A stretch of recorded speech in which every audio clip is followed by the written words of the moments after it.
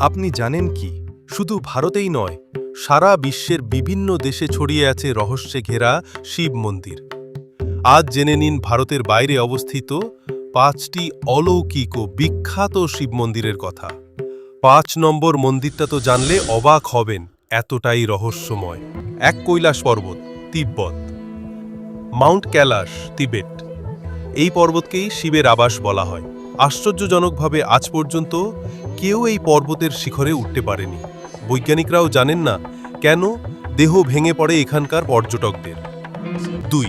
প্রাম্বানান শিব মন্দির, ইন্দোনেশিয়া। এই বিশাল মন্দির কমপ্লেক্সে শিব, বিষ্ণু ও ব্রহ্মার মন্দির আছে। এর দেওয়ালে খোদাই করা গল্প ও স্থাপত্য আজও এক রহস্য। ৩.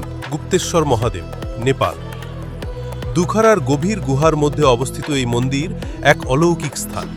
ঝর্ণার শব্দ, আধার আর পাথরের গায়ে গড়ে ওঠা শিবলিঙ্গ যেন অন্য জগৎ। ৪. সোয়াম্বু শিব মন্দির, গ্র্যান্ড বাসিন লেকে ভাসমান শিব মূর্তি ও মন্দিরটি শুধু দর্শনীয় নয়, বরং এক পবিত্র স্থান।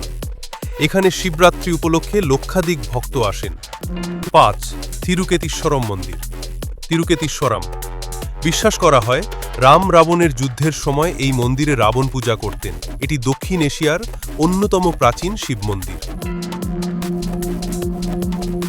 এই মন্দিরগুলো প্রমাণ করে শিব শুধু ভারতের নন, তিনি সমগ্র বিশ্বের মহাদেব।